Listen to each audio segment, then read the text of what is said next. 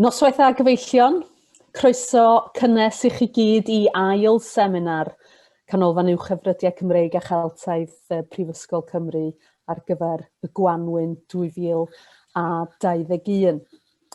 Mae'n blesgar gen I gyflwyno'r siaradwr heno, Dr Ffion Mair Jones, sy'n gymrawd ymchwil yma yn y ganolfan.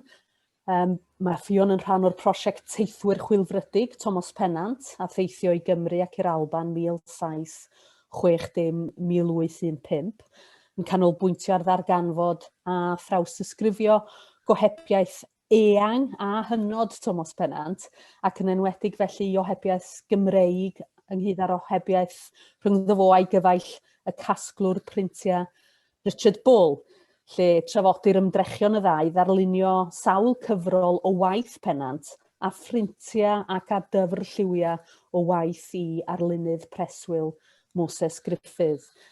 Bu Ffion hefyd yn gweithio ar brosiect Iolo Morgannwg ar traddodiad rhamantaidd yng Nghymru, 1740-1918,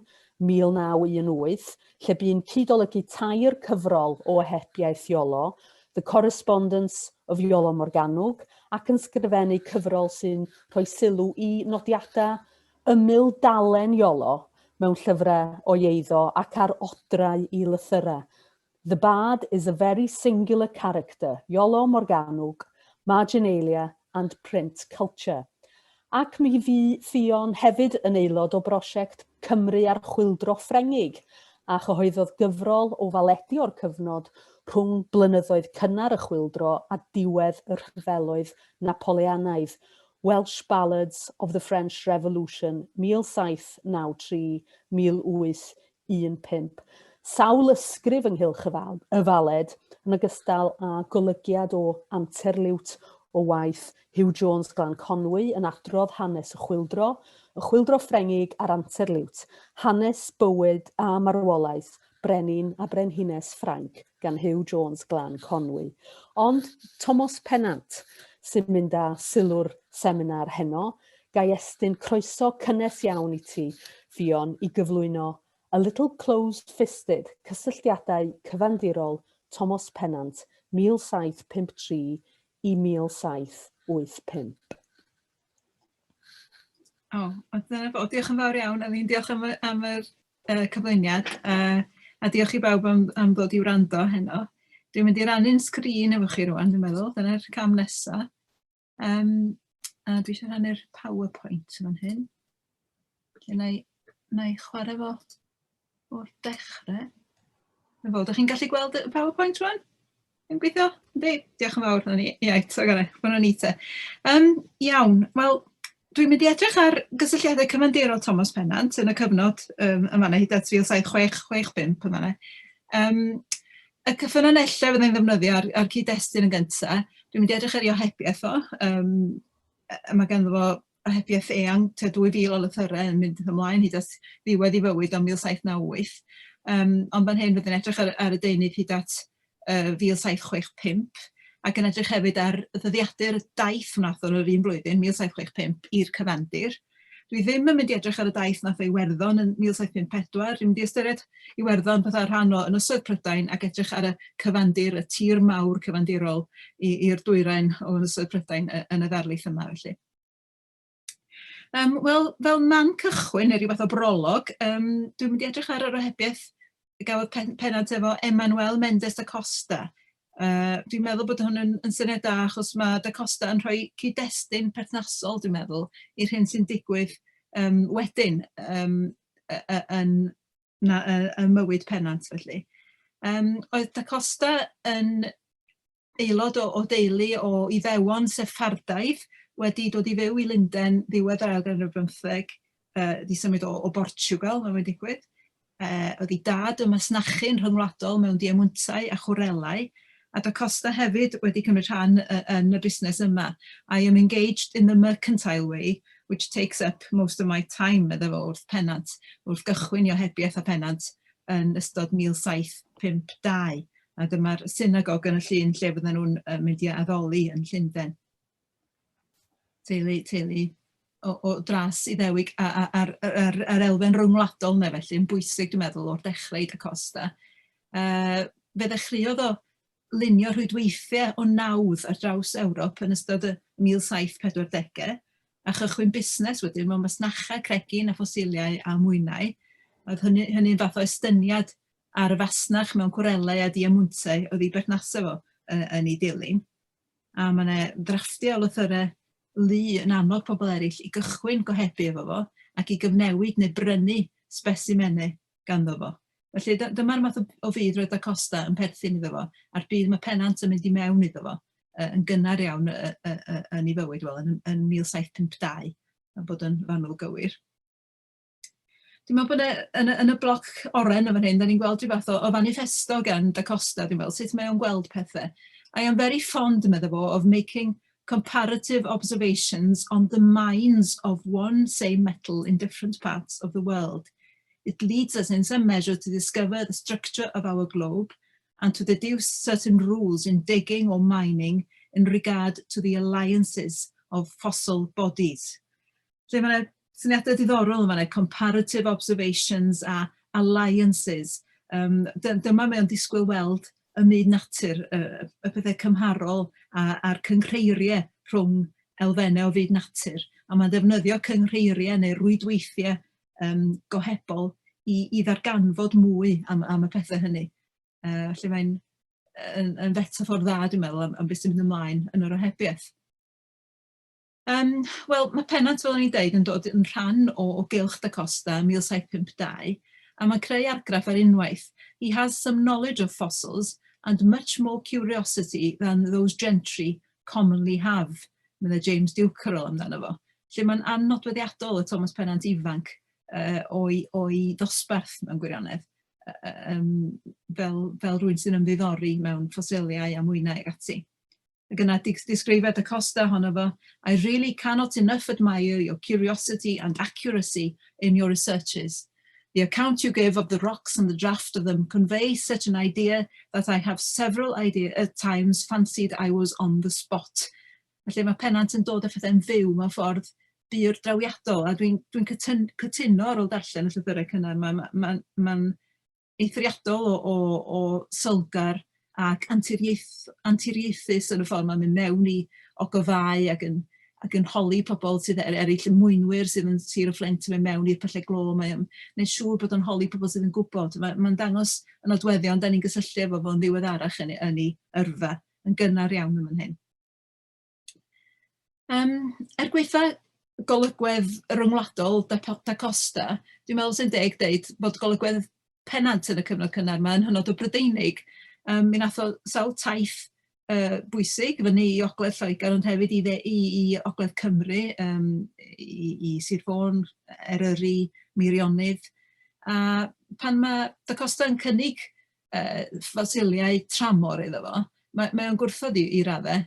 Before you begin, I must prevent you from robbing yourself of any foreign fossils, excepting the ores of copper, lead, tin or antimony, any of which will be very acceptable. Mae'n eithriadau yn amlwg yma.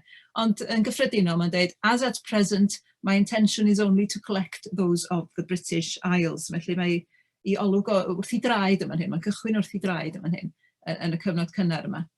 Mae hefyd efo syniadau y bys fo'n hoffi gwneud a fossil map of England with the course of the coal as far as my knowledge extends. Syniad arall gyda fo fapio daeryddiaeth y ffosilau yn Prydain, yn Lloegr yma. Ond mae pethau yn newid. Yn 1755, gwta 2 flynedd ar ôl ddeud hynny am diddordeb mewn ffosilau tramor, mae'n sgwennu at gyswllt newydd yn Sicily yn yr Eidal i Gnaro Biscari i ddeud I have correspondence in most parts of Europe. Felly mae pethau wedi newid yn sydyn yma'n hyn. A mae'r map yma'n dangos tarddiad gohebiaeth Pennant yn y blynyddoedd sy'n dilyn. Llawer iawn, wrth gwrs, yn dod o Downing yn y gogledd ddwyrain yng Nghymru fanna. Ond os edrychwch chi yn ehangach ar y map, mae o'n gohebu efo pobl yn Sicily, yn yr Eidal, yn yr Almaen, yn Ffrainc, Barcelona, yn Catalwnia, fyny yn Llychlyn ac yn Holland hefyd. Wel, wrth edrych ar yr ohebiaeth yma, dwi wedi bod yn trio gweld themau sydd yn rhedeg drwyddi hi, a dwi wedi creu pwyntiau yma, a byddai'n edrych ar rhain yn ei tro wrth fynd ymlaen drwy'r papur yma. Yn gyntaf, cwestiwn ynglyn â sut mae ohebiaeth yn cael ei sefydlu, a bydd safonau ar gyfer cyfnewid, maen nhw'n gohebu ac yn cyfnewid specimenau o gerrig, ffosilau ac ati ar y dechrau, yn ddiweddarach o anifeiliaid hefyd. Wedyn, ffactorau ynglyn â throsglwyddo'r deunydd, beth sy'n bosib, neu dys gen nhw ddim swyddo bost fath os gen nhw ni heddiw, dys gen nhw ddim ffordd o anwynebus yn amlwg, maen nhw'n trosglwyddo deunydd mewn ffordd sydd yn byr ddiarth i ni erbyn hyn, mae'n siŵr. Pwy sy'n hwyluso'r cyfnewid yma, beth ydy'r ystyriaethau ymarferol, y problemau sy'n codi. Yn drydydd, mae'r ymerodraethau, mae rhai o'r gohebwyr eu gwledydd nhw'n perthyn iddyn nhw'n codi pennau, a nawn ni drafod hynny. Mae aelodaeth o gymdeithasau gwyddonol a hanafiaethol yn bwysig iddyn nhw, i sawl un o'r gohebwyr.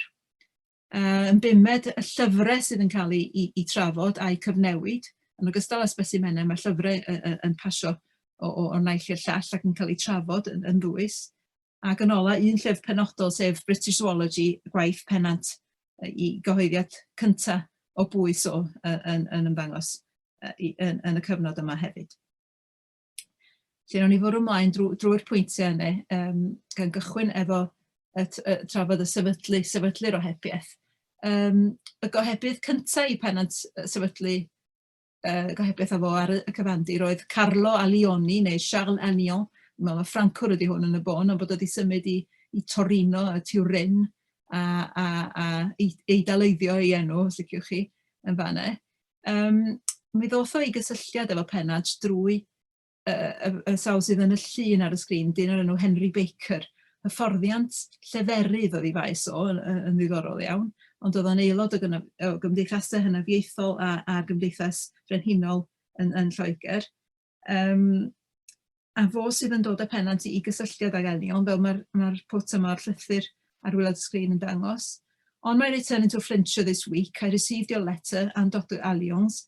I am greatly obliged to you for the trouble you have taken and the preference you have given me of so valuable a correspondent, who shall have no reason to complain of any returns I shall make him in our fossil commerce. Y term yna, fossil commerce, masnach ffosiliau, ond returns yn fan hyn yn golygu bod o am ddeunydd mae'n gael oddi wrth Alion, fydd o yn dychwelyd rhywbeth arall. Fydd ddim rheswm i Alion gwyno am yr hyn mae Pennant yn ei anfon ato fo, meddwl fo. Mae hyn yn ymwneud wrth gwrs â safonau gohebu a chyfnewid specimenau. Mae yna disgwyliadau ynglwm wrth y busnes yma. A weithiau mae pobl yn methu yn hyn o beth. Dyma rhywun sydd yn cael i glusnodi fel rhywun sydd falle yn dipyn bach yn dyn yn fan hyn. I expect a weekly cargo from Sicily, meddai Pennant, mis Awst 1755, which I hope will afford you some curious duplicates. Mae'n sgwennu at Baker yn fan hyn, y duplicates ydy dyblygion y pethau sy'n sbar gen o fo i rhoi i rywun arall, felly Pennant i hun, felly wrth i derbyn nhw. If not, blame my correspondent. I find foreigners to be a little close-fisted, for that if they part with anything rare, they are sure to send it alone, or at best, paired with some miserable specimen. Lle dyna dipyn bach o gwyno fan hyn, a dwi'n meddwl mae Giuseppe Maria Gravina ydy'r sawl sydd yn cael ei drafod yn fan hyn, Jesuit o Palermo. Ond oedd Pennant yn gwyno am bobl, y pobl eraill yn gwyno am Pennant hefyd. Y gwr bonheddig yn fan hyn ydy y brenin William y Pumed, neu dywysog oren o 1751, wedi olynu i dad yn ifanc yn grwt 3 mlwydd oed. Ond y person sy'n sgwennu fan hyn at Pennant ydy Arnaud Mair, sef gofalwr cabinet y tywysog. Mae'r dyfyniad yma'n dangos Arnaud Mair fel gwr pryr ffroen uchel, swn i ddweud. Mae o wedi derbyn deunydd gan Pennant, a dyma sut mae'n ymateb. Nid yw'r blwch yn fonswch chi felly yn gwneud dim mwy nag ateb yn disgwyliadau, gan nad oes dim yno allai ychwanegu at neu addurno cabinet i fawrhydu ein tywysog. Mae ganddo ddarpariaeth mor wych o fineralau a ffosiliau eraill dros 4,000 ar 10 mewn nifer.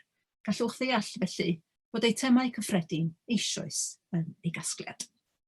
Lle dyna chi, yr hen Mair, dipyn bach yn yn ffroen uchel, swn i'n dweud.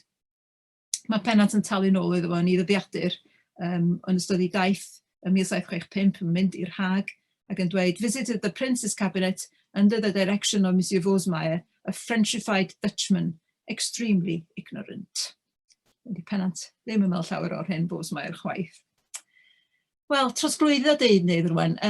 Dyma rai o'r ystyriaethau da ni eisiau meddwl amdano nhw, pwy sy'n hwyluso'r cyfnewid a pha ystyriaethau eraill sydd yn gallu codi. Wrth feddwl am y trosglwyddwyr, dwi'n defnyddio diagram yn hyn o enwau'r bobl yn yr ohebiaeth sydd yn fwyaf amlwg, y bobl sydd yn cael eu crybwyll, nid y gohebwyr, ond y bobl sydd yn cael eu crybwyll gan y gohebwyr. Pan maen nhw'n sgwennu ac yn sôn am bobl eraill, dyma'r enwau sydd yn codi pennau. Ac ymhlith rhain, mae'n sawl hwyluswr, fyswn ni'n galw nhw, bobl sydd yn hwyluswr o ohebiaeth. Da ni wedi gweld Henry Baker yn barod, wedi sefydlu'r cysylltiad yn y lle cyntaf, ond mae gennym ni hefyd bobl sydd yn fasnachwyr ac yn helpu i basio pethau ymlaen, pobl sydd yn llysgenhadon, mae George Tatum yma efo ni yn Sicily, mae o'n bwysig fel llysgenhad, mae o'n helpu i basio pethau ymlaen. Mae masnachwyr yn cynnwys Thomas Pennant yn Livorno a Charles Totty fan hyn yn Llychlyn. A wedyn mae gennym ni bobl ddiddorol fatha Richard Morris, un o'r Richard Moon sydd yn gweithio yn swyddfa'r llynges, a William Middleton sydd hefyd â chysylltiadau a swyddfa'r llynges. A maen nhw i gyd yn hwyluso y trosglwyddo. Maen nhw'n cael eu henwi'n aml o'r herwydd. Maen nhw'n bwysig iawn i uro'r cocos yn yr olwynion, os liciwch chi, i sicrhau bod y trosglwyddiad yn medru digwydd felly. Mae yna broblemau'n codi, a mae llythrwyr yn sôn amdano nhw, rhew a thywydd garw yn hyn yn cael y mynediad i mewn ag allan o Holland ym mis Chwefror 1763. Deunydd yn gallu mynd ar goll. Mae drafodaeth hir yma'n hyn gan Friedrich Samuel von Schmidt o Bern ynglyn â bocs nad oedd wedi cyrraedd Pennant a peth o'i gynnwys o wedi ddifrodi meddai Schmidt fod wedi lapio fel mor ofalus a phosib. Quoique je les ai fait emballer avec tout le soin possible. Oedd y pethau wedi i difrodi a'i torri yn anffodus iawn yma'n hyn. Hefyd, mae rhyfel yn gallu effeithio ar gludiant, a mae hwn yn gyfnod y rhyfel 7 mlynedd wrth gwrs, a felly mae rhyfel yn amlwg yn gallu bod yn rhwystyr. A dyma un sydd yn ffeindio'r peth yn broblem, Erich Ludwigsen Pontoppidan yn yr offeiriad o Bergen yn Norwy yn ffeindio hyn yn broblem sawl tro mae'n cyfeirio at broblemau. Mae'n sôn bod angen adain llong ryfel i swyluso y trosglwyddiad deunydd, bod ni'n well rhoi pethau ngofal Prwsiaid achos bod gan yr herwlongwyr fwy o'i hofn nhw na neb arall, neu bod angen cael perchennog llong o Sais mwyn cludo pethau'n ddiogel. Felly mae pethau mae gyd yn chwarae'r feddwl Pontoppidan yna. Mae'n amlwg iawn yn bryderus ynglyn â effaith rhyfel ar gludiant yn ei fydd pethau'n cael ei dwyn neu i colli oherwydd y rhyfel. Wedyn ni symud ymlaen i sôn am ymerodraethau. Ymerodraethau'r gorllewin a'r cysylltiadau sydd yn bosib drwy gyfrwng yr ymerodraethau yma. Wrth gwrs mae Pennant fel Prydeiniwr yn aelod yn dinesydd neu yn bodoli mewn ymerodraeth bwysig iawn, a mae llawer o'i gyfathrebwyr yn gwybod hynny ac yn gweld hynny fel mantais, dwi'n meddwl, fel rheswm mewn ffordd dros fod eisiau sefydlu gohebiaeth efo Pennant. Mae pobl yn gofyn am bethau o lefydd pell. Giuseppe Gravina yn gofyn am falwod o India ac eitemau o Affrica, ddau beth yn hollol bosib oherwydd y fasnach gaethweision ac oherwydd East India Company pwysig Lloegr wrth gwrs. Ferdinando Bassi yn gofyn am specimenau morol a chregin o America ac yn arbennig o India. Hefyd eisiau hadau anarferol o America, now you have expelled the French dogs from the greatest part of it. Hyn hefyd yn gyfeiriad at y rhyfel 7 mlynedd wrth gwrs. Arno Mair, da ni wedi weld o'n barod, os oedd o'n edrych yn lawr i drwy'n ar y deunydd ar fan oedd Pennant ato fo, oedd o'n gobeithio serch hynny gweld rhagor o ddeunydd o India yn y dyfodol. Dyna oedd yr atyniad iddo fo, mae'n siŵr. A mae Rodolphe Valtraver yn sgwennu o Richmond, ond y gwr o Swistir yn wreiddiol, yn cynnig gohebwyr ar y cyfandir i Pennant, ond wedyn yn gofyn, and can you help me to any in the English colonies y brod, felly mae o eisiau gohebwyr tramor drwy gyfrwng Pennant felly. Un arall sy'n rhoi gwedd arall ar yr ymerodraethau ydy Pontoppidan eto, i fyny yn Copenhagen. Mae o'n sgwennu i fi fo'r hydy y brenin fy meistr, sef Frederick y Pumed, brenin Denmark Norwy, yma yn y llun. A nid ydy i fo'r hydy yn meddwl am ddim, ond am sicrhau lles ei bobl, ac yn bennaf oll am fasnach mewn mannau pellenig. Wrth gwrs, o gan yr wladwriaeth yma hefyd i hynysoedd yn y Caribi yma'n hyn, St Thomas a St Jean a St Croix ar y map yma. Ar yr un pryd, meddwl Pontoppidan, a mae yn meddwl am iechyd y caethweision sy'n gweithio yn ein trefedigaethau. Yn ddiweddar fe anfonodd ar ei gost ei hun ddeng cenadwr i ynysoedd St Croix, St Jean a St Thomas, gan ei cyfarwyddo ar yr un pryd i wneud ymchwil i fyd natur. Dwi'n gwybod sut da ni'n mynd i ddarllen hyn mewn gwirionedd, mae'n destun trafod ar hyn o bryd o wedi bod ac yn mynd i barhau i fod sut da ni'n ymdopi efo gorffennol yr ymerodraethau yma a'i rhan yn y fasnach gaethweision. Ond mae economi caethwasiaeth, economi'r caethweision, economi mewn ystyron eraill hefyd, a hanes natur, neu byd natur yn bethau sy'n mynd law yn llaw yn fan hyn. Ond mae'n ymdrech oleuedig yn fan hyn i achub y neidio y caethweision. Dwi'n gwybod y neidio'r y meistri. Dyna lle oes yr gwaith mwyaf, mae'n siŵr gen i. Beth bynnag, symud ymlaen at aelodaeth o gymdeithasau gwyddonol a hynafieithol. Mae hyn yn bwysig i sawl un o'r gohebwyr.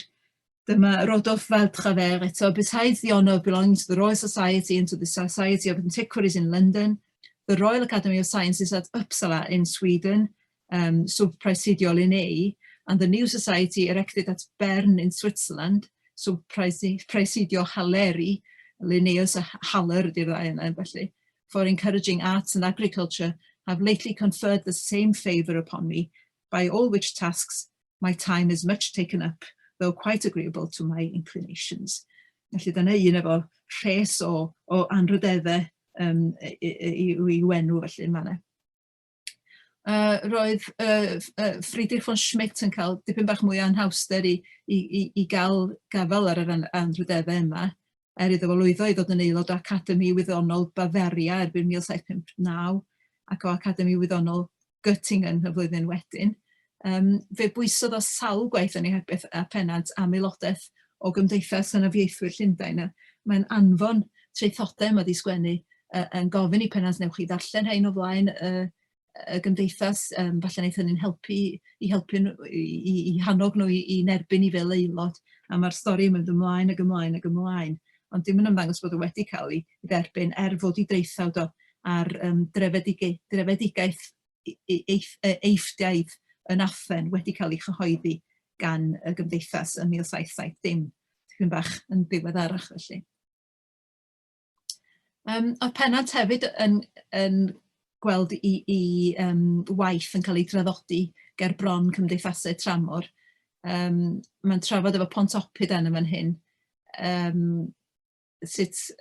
Pontoppidan yn hystrach yn trafod efo fo, sut cafodd i waith o arlysfilod, gwaith Pennant arlysfilod, i draddodi ger bron cymdeithas wyddonol brenhinol Copenhagen. A oedd Pontoppidan yn ei dro yn awyddus i gael gweld i waith yntau yn cael ei draddodi gyn gwaith ar lyfr Doomsday yn cael ei draddodi ger y gymdeithas brenhinol yn Llundain. Dwi'n meddwl bod yn golygu'r gymdeithas hynafieithol, deud y gwir. A fysa Pennant wedi medru helpu man hyn achos oedd o'n aelod o 1754 ymlaen. Wrth gwrs, fe draddodwyd gwaith Pennant hefyd ger bron cymdeithas Uppsala efo Linnaeus yn ei dderbyn o fel aelod yn sgil gwaith oedd wedi wneud ar y Concha Anomia, rhyw gragen oedd wedi i chael o lychlyn drwy law Pontoppidan. Felly, ydych chi'n gweld y rhwydweithiau cymleth sydd yn mynd ymlaen yn fan hyn. A Linnaeus gwaith Pennant wedi creu y ffasiwn argraff ar Linnaeus nes iddo fo i gynnig o fel aelod o'r gymdeithas. Oedd hon yn anrhydedd bwysig iawn y marn Pennant fel mae'n deithio ni yn ei hunangofiant y literary life. The first and greatest of my literary honours. Wedyn symud ymlaen at lyfrau, mae yna gyfnewid llyfrau yn amlwg iawn yn yr ohebiaeth cyhoeddiadau'r llythyrwyr eu hunain, eu cyfoedion a chyhoeddiadau'n eu glasuron hun hefyd. Mae'r siart yma yn dangos, edrych yn gymleth ar yr olwg gyntaf, ond be mae'n dangos ydy sut mae'r awduron y llythyrau yn y glas yn trafod llyfrau yn y coch, ysmotiau coch yma'n hyn. Dwi'n meddwl yn fras fethan ni ddeud bod yna rhyw fath o raniad yma'n hyn. Ar y gwylod, da ni'n gweld Ferdinando Bassi a Ffion, y bobl oedd yn yr Eidal i raddau, yma'n hyn i'r ochr chwith o leia, yn trafod un math o lyfr, a wedyn fyny uwch i'w pennau nhw ar yr ochr chwith, da ni'n mynd i Lychlyn a maen nhw'n trafod llyfrau gwahanol eto, a does e ddim gorgyffwrdd rhwng rhain yn llwyr, felly mae yna dipyn bach o raniad yma sydd yn codi cwestiynau diddorol, dwi'n meddwl, am y math o lyfrau sydd yn cael eu trafod. Mae'r sleid yma'n dangos y llyfrau sy'n cael eu trafod i lawr yn yr Eidal, Ffion yn sgwennu at Pennant yn 1756, a mae'n enwi fan hyn lu o llyfrau am ffwngau neu fadarch, gan Batara ar y top, i waith ei hun, a'r ffosiliau yn y Piedmonte, gwaith wedyn sy'n dod o Loegr, John Ellis ar y cwrelau a da Costa ar y ffosiliau. A be mae'n ofyn i Pennant yma'n hyn ydy wneith o roi gwybod iddo fo am lyfrau ynghylch byd natur fydd yn cael eu cyhoeddi'n Lloegr, a mae o'n addo gwneud yr un fath i chi mewn perthynas ar Eidal. Felly mae yna symud yn ôl ag ymlaen yma'n hyn rhwng llyfrau sy'n cael eu cyhoeddi'n Lloegr ac yn yr Eidal ar y naill llaw a'r llaw arall.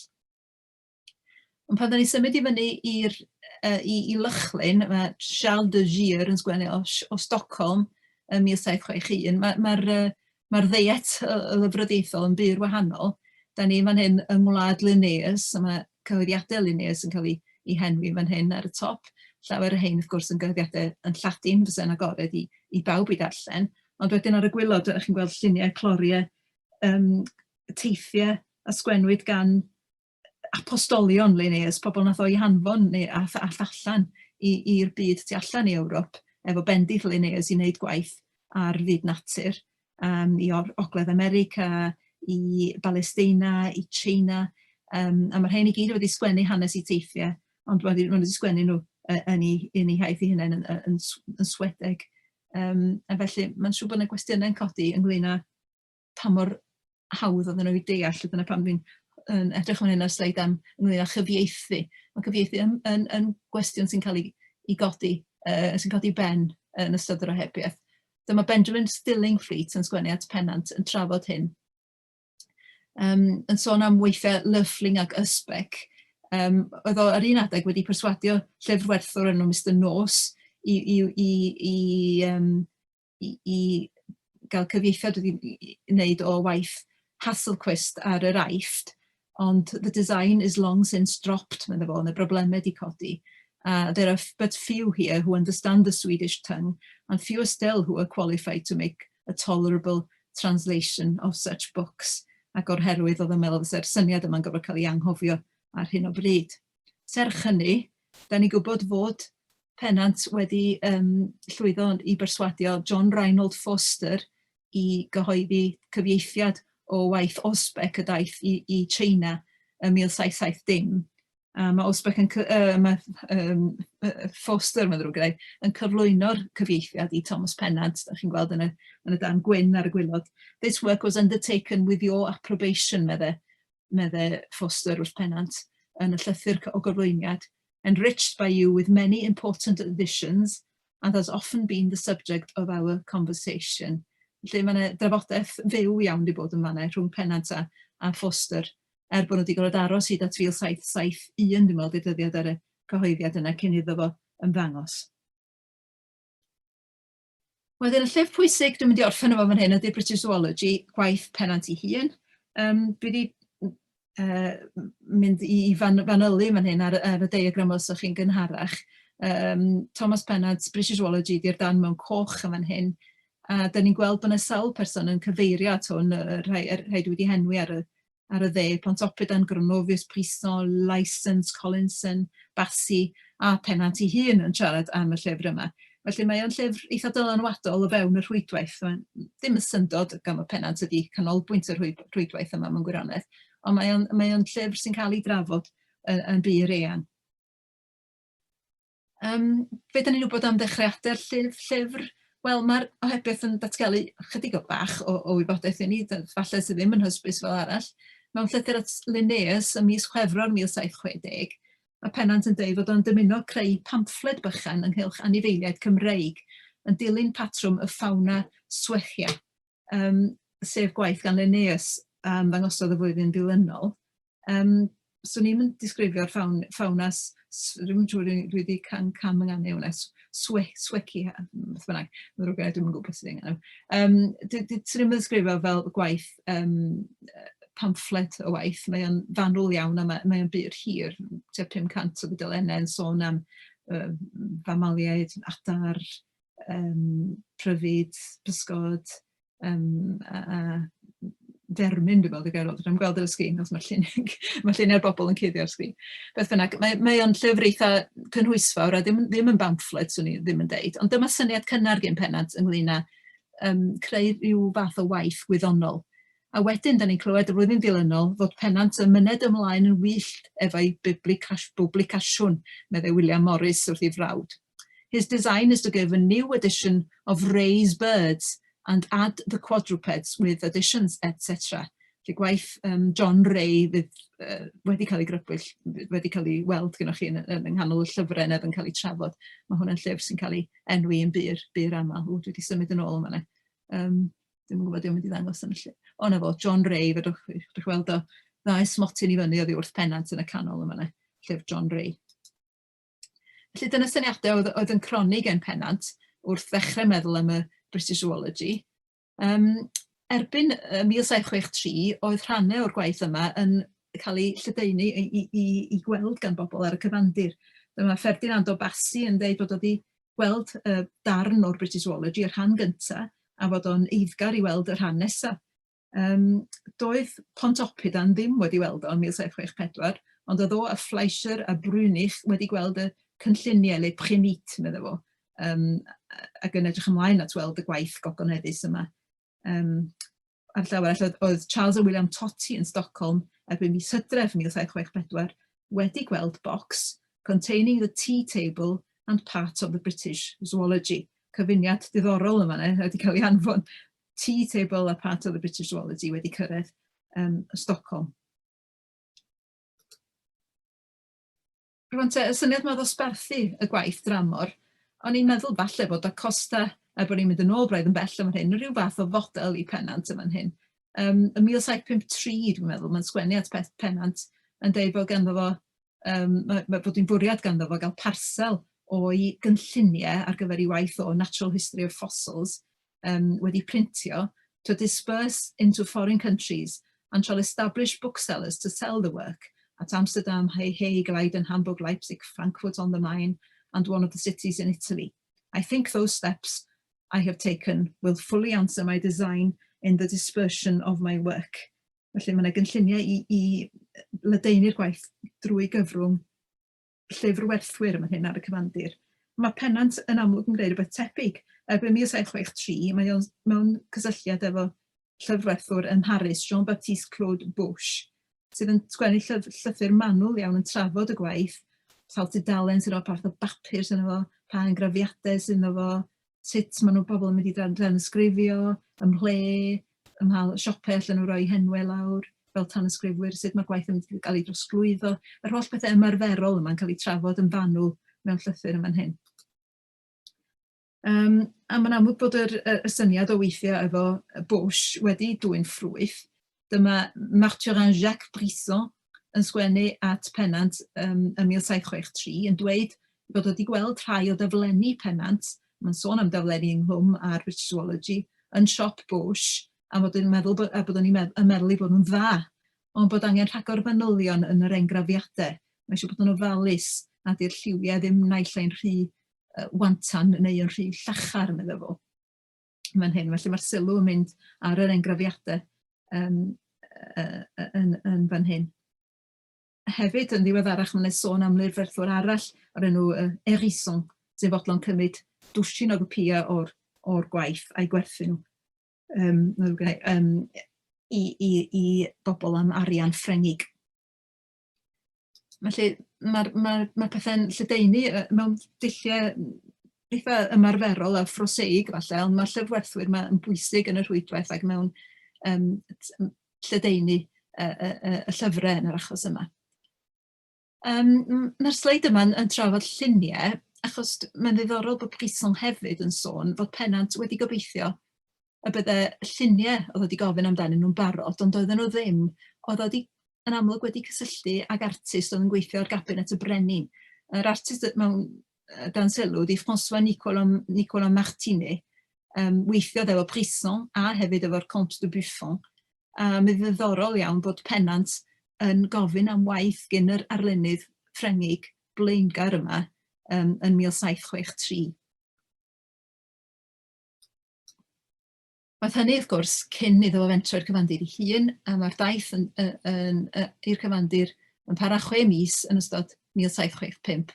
Taith aml weddog, a Pennant yn sylwi ar bob math o bethau, yn weithiau celf, yn hynafiaethau Rhufeinig, yn gyflwr y wlad, hynny ydi pa broblemau sydd yn Ffrainc, wel, mae yna broblemau efo pobl yn gorfod cael ei dianyddio.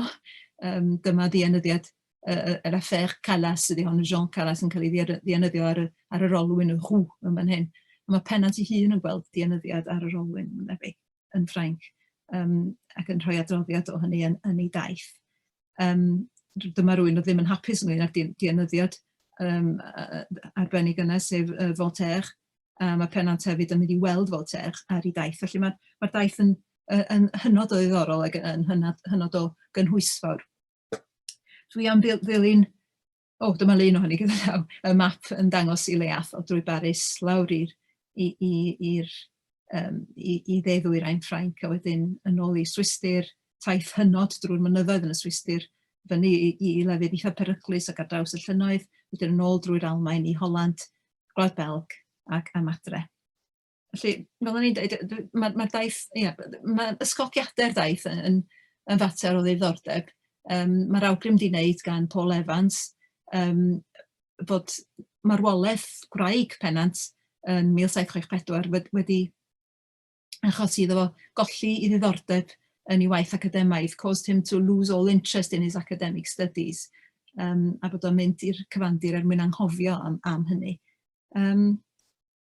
Dwi'n yn gwybod, ydy hynny, os yna orbwysleisio ar hyn tybed, dwi'n yn gwybod, fedrwn ni ddim deud llawer o ddiwrth lythyrau Pennant ynglyn â sut mae'n ymateb i'r brofedigaeth, ond edrych ar y brofedigaethau eraill, da ni'n gweld colli dad y flwyddyn cyn hynny, 1763, mae'n ymddangos fod o nid am lose all interest in his academic studies, ond am increase your gratifications in books. Dyma mae un o'i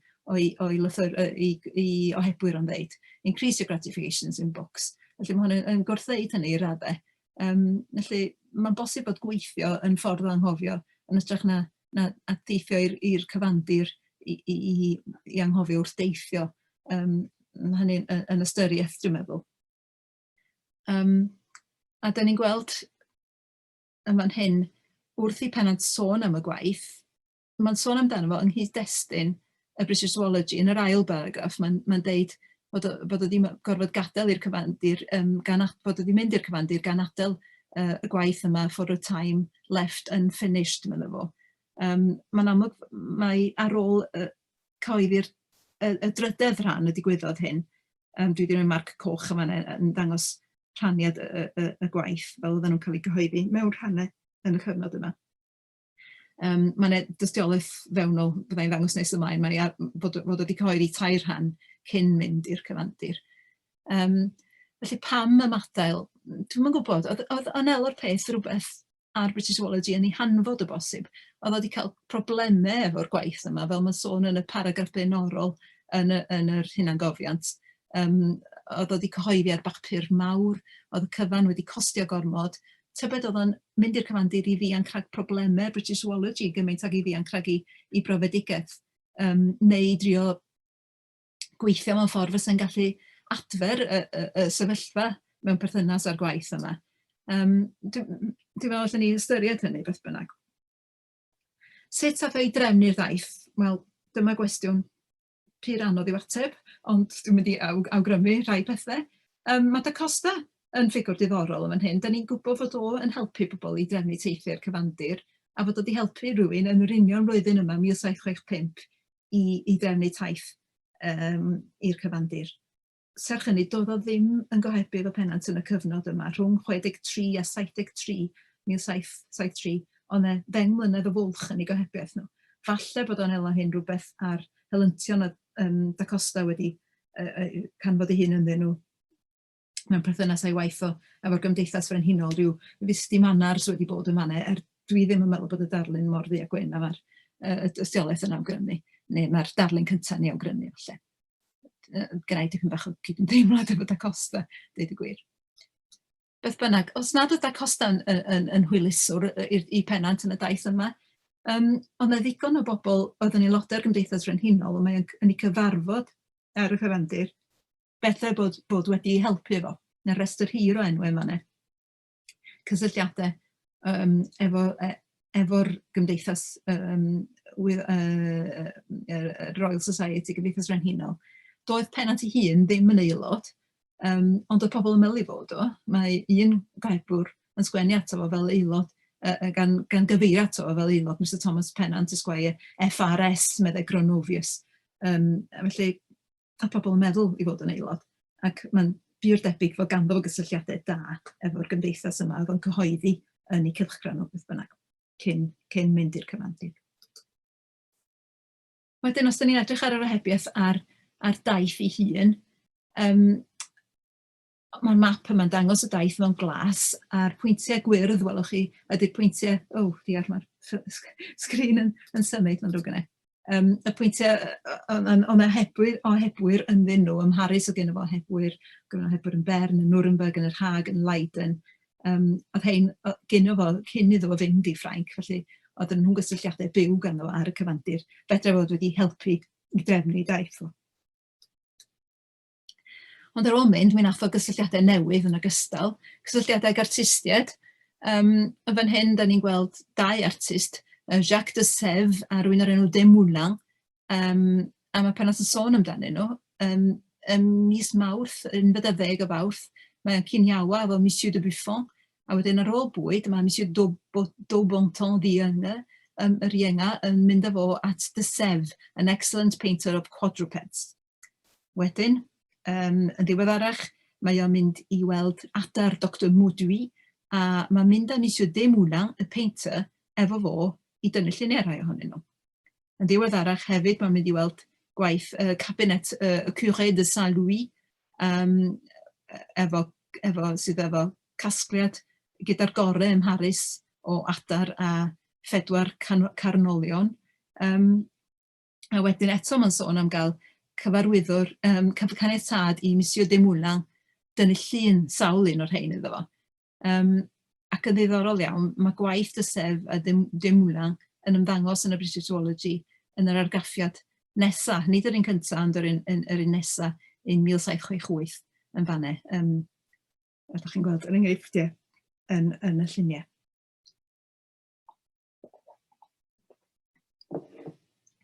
Felly mae hyn yn gysylltiadau, a maen nhw'n ymwneud â'r British Zoology. Felly mae'r llwybr y British Zoology drwy'r daith yma yn rhywbeth da ni'n gallu ddilyn. Mae y llyfr yn bresennol. Dyma'r Comte de Buffon. Mae Pennant yn gyfarfod ym Mharis, a mae'n mynd i Monsieur de Buffon's coffee, a sort of assembly he gives every Tuesday. Mae'n disgrifio fo, the company consisted of near 50 people of both sexes, very genteel people, no cards, only conversation. Felly dyma chi grŵp, dyma chi gymdeithas ddeallusol, dipyn bach yn wahanol i'r hyn mae Pennant falle yn gyfarwydd a hi falle yn Lloegr. Drwy gael bod presenoldeb merched yn ei hun peth. A maen nhw'n very genteel. Mae hefyd falle, mae rhywun yn meddwl am gymdeithas y cymrodorion falle yn Llundain, pa mor genteel fysa'n nhw tybed. Dwi'n yn siŵr. Beth bynnag am hynny.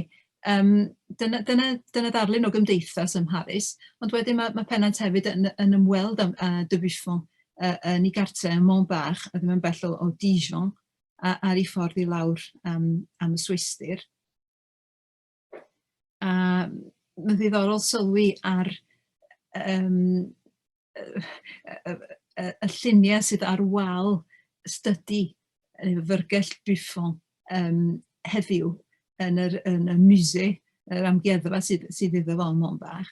Maen nhw'n llawn o luniau gan yr arlunydd François-Nicolas Martinet, da ni wedi sôn amdano fo'n barod, yr un oedd Pennant yn ymddiddori ynddo fo. Ac wrth gwrs oedd de Buffon yn defnyddio Martinet hefyd ar gyfer ei waith o l'histoire naturelle des oiseaux yn llawn o luniau Martinet.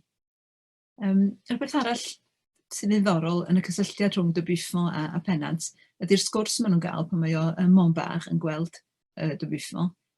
Sgwrs fanwl ynglyn â ffrisiau engrafio gwahanol luniau mewn meintiau gwahanol, mewn kwarto a duodecimo. Y meintiau llai felly yn wahanol i'r maint ffolio dod i ddewis ar gyfer y British Zoology. A mae Pennant yn nodi'r hyn yn ofalus iawn.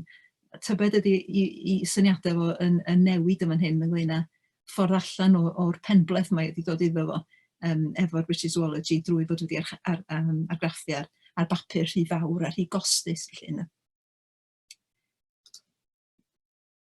Un cyswllt arall diddorol ym Mharis ydy Claude Varenne, sydd yn rhyw fath o farwn, Baron de Beost. Mae Pennant yn ymweld â fo, ac mae'n amlwg bod nhw'n cyfnewid pethau. With Monsieur Varenne de Beost exchanged the 3 first parts of the British Zoology for its value in the Vincennes porcelain. Felly, mae'n cyfnewid 2 rhan gyntaf, a dyma'r dystiolaeth fod y 2 rhan gyntaf wedi i cyhoeddi cyn i Pennant mynd i'r cyfandir.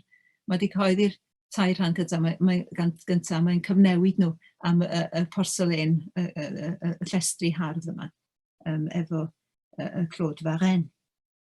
Wel, oedd y cyfnewid yma wedi talu ar ei ganfed, achos oedd Varenne wedi ymddiddori yn ofnadwy yn y gwaith, a mae'n sgwennu at Pennant 5 mlynedd yn ddiweddarach, a mae'n amlwg fod yn gweithio ar gyfieithiad o'r British Zoology. A mae hynny'n ddiddorol iawn. Di'r cyfieithiad yma ddim wedi ymddangos, dwi'n meddwl.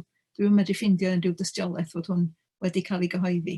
Ond mae'n trafod yn fan yn y llythyr at Pennant yn mis Hydref 1755,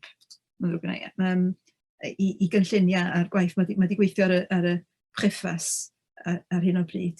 Mae wedi rhoi teitl iddo fo, a dio ddim yn dilyn air y Mair, ond mae o'n trio cyfleu y testyn. A mae gen fo sampl o'r gwaith i'w ddangos i Pennant yn fanna. Eto dyma bresenoldeb y British Zoology yn mynd drwy'r daith ac yn mewn ac ymlaen i ohebiaeth ddiweddarach Pennant cyn belled â 1770, a mae'n enghreifftiau eraill hefyd. A dyma un enghraifft fach arall o Pennant yn dangos y British Zoology i un o'i gysylltiadau ar y cyfandir. Mae Val Travers yn cael gweld rhan gyntaf y Zoology with coloured plates painted from life of the utmost elegance, meddwl fo, gan Pennant yn ystod i ymweliad efo lawr yn Bienne yma, yn Neuchâtel yn y Swistir. Felly, dyna ni edrych ar y cysylltiadau ac ar y daith. A does dim byd i ddweud, ond edrych ar ddychweliad Pennant o Ewrop. Y 2 beth pwysig sy'n digwydd yn y flwyddyn ar ôl y ddychwelyd ydy cyhoeddi y British Zoology yn llawn am y tro cyntaf ac yn gyfan yn 1766, published under the inspection of the Cymrodorian Society, yr ail argraffiad nawn ni alw hwnna. Yr argraffiad cyntaf mewn rhannau, dyn ni wedi bod yn sôn am rhain, yr rhannau o'n i trosglwyddo i bobl ar y cyfandir ac yn ei cyfnewid efo bobl drwy ohebiaeth hefyd. A wedyn, y peth pwysig arall ydy, mae yna symudiad yn cychwyn ar gyfer ethol Pennant yn aelod o'r Gymdeithas Frenhinol. Mae hyn yn cychwyn yn mis Tachwedd 1766, efo enwau pobl yn cael eu cyflwyno i gefnogi cais i Pennant gael bod yn aelod. Y trydydd enw i gael i lofnodi ydy Henry Baker, yr un a hwylusodd ddechrau gohebiaeth Pennant efo pobl ar gyfandir Ewrop, fel gwelson ni yn y sleid gyntaf.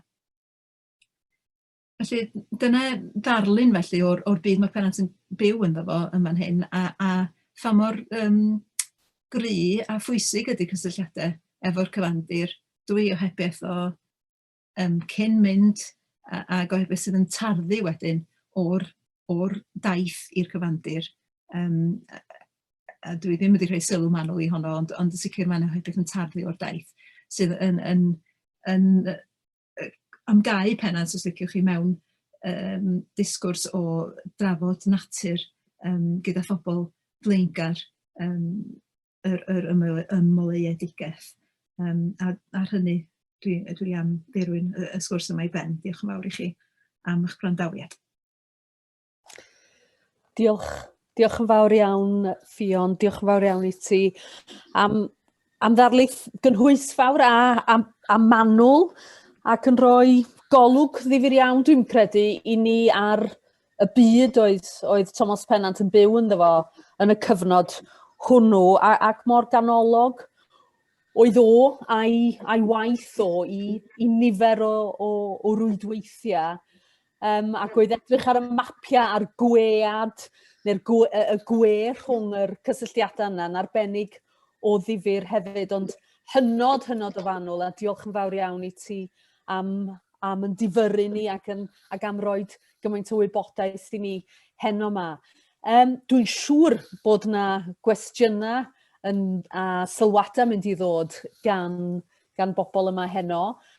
Pwy fydda am roi sylw i ddechrau'r drafodaeth, ac os wnewch chi agor eich meic wrth gwrs pan fyddwch chi yn dymuno siarad, a chroeso hefyd i chi roi eich camera ymlaen hefyd, wrth gwrs.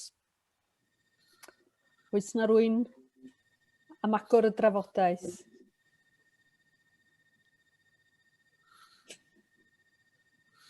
Dwi'n trio gweld... Cwestiwn, fi sy'n yma yn defnyddio peiriant Ned. Reit, na ni. Ie. Isio holi am iaith yr ohebiaeth. Dwi'n gwybod bod y rhai at Grenovius yn Lladin, achos fi nath i catalogio. Sori, y rhai oddi wrth Grenovius. Ond o'n i'n gweld bod rhai yn Lladin. O beth yn union yw ystod yr ieithoedd yn y llythyron mae Thomas Pennant yn ei derbyn? Dwi ddim yn gofyn am y cyfeiriad arall, felly. Wel, hyd y gwelai 4 iaith sy'n Saesneg, Ffrangeg, Lladin ac Eidaleg. Dim Almaeneg? Na, dwi ddim wedi gweld rhai, mae'n yr Almaeneg dwi'n mynd am yn ddiweddarach, ond yn y cyfnod yma, y rhai dwi wedi edrych yn fanwl arnyn nhw, dwi ddim wedi cael un Almaeneg.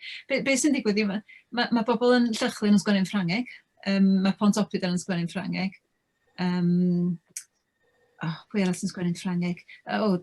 Pobl yn Holland, dwi'n meddwl, mae'n fos Mair yn sgwennu'n Frenchified Dutchman, mae'n sgwennu'n Ffrangeg.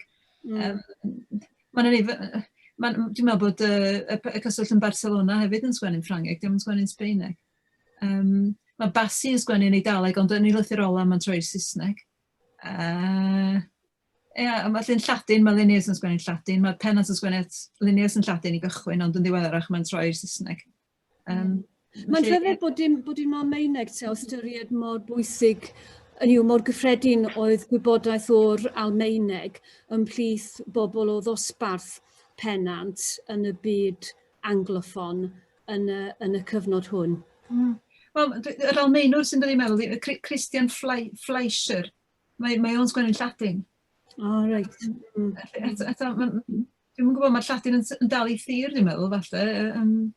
Wel, ni'n tan o 20 ganrif mewn rhannau o Ogledd Ewrop, wrth gwrs. Ie, wel, dwi'n gwybod os yna nela hyn y fwy disgwyliadau nhw ynglyn â Pennant, falle bod nhw'n meddwl di Pennant ddim dall Almaeneg. A dwi'n gwybod hynny'n wir a'i peidio. Ys gyda ddim tystiolaeth i fod yn dall Almaeneg. Doedd ddim yn dall Eidaleg, oedd yn cael pobl i gyfieithu deunydd i Eidaleg iddo fo, a chyfieithu'r atebion hefyd. Oedd yn dall Ffrangeg yn amlwg. Diolch. Diolch yn fawr, Ceridwen. Oes na... Merian. Haia, diolch Ffion, mae'n hynod o ddiddorol ac chi'n gallu'n clywed i yn iawn, mae cysylltiad gwefan yn wael, wrth gwrs. Mae'n hyfryd gweld y mapiau fel petai chi wedi creu o gohebiaeth. Mae hwnna'n dod o'r peth yn fyw iawn pan ydych chi'n gweld clusters bach na o wahanol bobl yn trafod gyda'i gilydd. O'n i jyst mynd nôl at busnes teithio yn sgil marwolaeth i wraig. Ac wrth gwrs mae steil daith ar y cyfandir, oedd o ddim wedi cael ei cyhoeddi yn ystod bywyd Pennant. Oedd yn nodiadau taith i raddau yn bersonol yn dod. Oedd efallai meddwl cyhoeddi wedyn, ond oedd ddim wedi cyhoeddi fe fel nath y daith yn yr Alban ac yn Nghymru. Ond mae yna darn bach hyfryd, lle mae'n ymweld ar La Chartreuse yn y Swistir ac yn siarad am mynach fyna.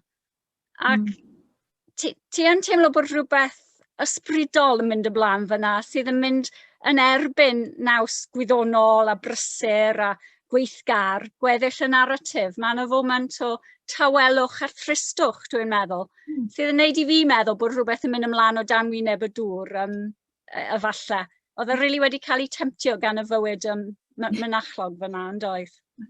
Dwi'n yn siŵr, mae ddim bach ddim bach a dafod yn ei fwch. Mae'n deud dwi ddim yn mynd i roi be mae'r mynach mae eisiau i mi roi iddo fo. Dwi'n yn siŵr bod yn gyfer 100% o ddifri. Ond mae jyst yn teimlo bod y cyfeillgarwch na'n hyfryd, yn tydi? So rai mi edrych eto. Ond mae hwnna'n bwynt diddorol i fystyried yn sicr, yndi. Mewn perthynas a be ydi pwysau'r brofedigaeth yma arno fo, yndi. Beth cyntaf mae'n dweud yn Literary Life ydy, mae'n disgrifio lle mae'n mynd a eis i lawr ffordd hyn a ffordd hyn a ffordd hyn a i lle a fi sy'n cael amser da efo pwy a pwy. Mae'n sôn amdano fo, oedd o'n y dyfyniad nes i'n darllen, ond bod o'n amlwg yn cael hwyl yng nghwmni'r bobl yma. Mae'n lawer o bleser ym Mharis yn does. Odi. Mae'n creu perthnasau hefyd sydd yn mynd i bara am weddill i fywyd. Gyda Grenovius a Palace a pobl. Ffrindiau da sydd yn gohebu am degawdau wedyn. Ie. Wel, oedd o'n abod Grenovius cyn mynd, ond oedd o'n gyfarfod am y tro cyntaf. Ie. Cyffroes cwrdd â rhywun ti'n nabod fel yna. Ie. Diolch yn fawr iawn, Marian yn fanna. Oedd ti'n cyfeirio at yr cyfieithiad Ffrangeg o'i lyfro a bod y cyfaill wedi dangos sampl iddo fo a bod y cyfieithiad yna erioed wedi gyhoeddi yn ôl yr hyn oedd gen ti fanna. Oes yna dystiolaeth bod y cyfieithiad i gyd wedi gwblhau?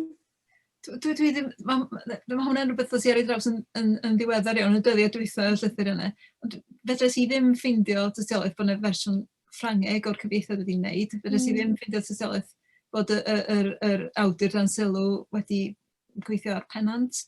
Mae gen fo gyhoeddiadau eraill, ond dwi ddim wedi gweld yn byd. Mae hwnna rhywbeth bydd rhywun dal i chwilota i weld, ond dwi ddim wedi gweld tystiolaeth. Ond mae'n gwestiwn bai eithaf gafodd, mi gafodd ei gyfieithu i'r Almaeneg, dwi'n meddwl, ynddo. I Almaeneg gafodd ei gyfieithu yn weddol fuan. Ond dwi ddim wedi gweld tystiolaeth o gyfieithiad Ffrangeg. Ond mae hwnna'n gwestiwn. Dwi hefyd yn meddwl falle bod yna dystiolaeth o ddiddordeb mewn cyfieithiad Eidaleg hefyd. Felly, mae'r cwestiwn o gyfieithu yn rhywbeth sydd yn codi ben. Mae'n codi ben oherwydd yr ohebiaeth yn gyffredinol. Mae'n gofro cael pobl i gyfieithu Eidaleg iddo fo, achos diolch yn medru Eidaleg. A wedyn, mae'n codi ben eto efo'r gweithiau llenyddol maen nhw'n wneud hefyd. Felly, mae'n gwestiwn diddorol, dwi'n meddwl. Diolch yn fawr iawn. Mae Rhys Kaminski-Jones di codi i law, drown ni at Rhys, ond mae croeso i bobl agor i mics, neu roi i dwylo i fyny, i dwylo rhithiol i fyny, fel maen nhw'n dymuno i ofyn cwestiwn neu wneud sylw. Diolch yn fawr iawn, Elena. Diolch Ffion, oedd hynny'n wir yn ddiddorol. Oes gyda ni fwy o wybodaeth o gwbl am y naid o'r llyfr am Gymru i'r British Zoology?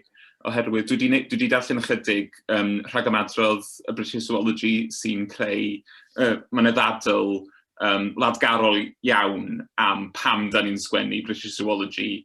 Mae'n rhyw fath o gystadleuaeth gyda beth sy'n digwydd yn Ewrop. Ond wedyn hefyd mae'r rhagamadrodd o'r cyfredorion yn dweud mae hyn ar gyfer yr Ancient Britons. Felly, os na fwy o wybodaeth ydy, neu jyst mae hynny wedi dyfarnu yn y...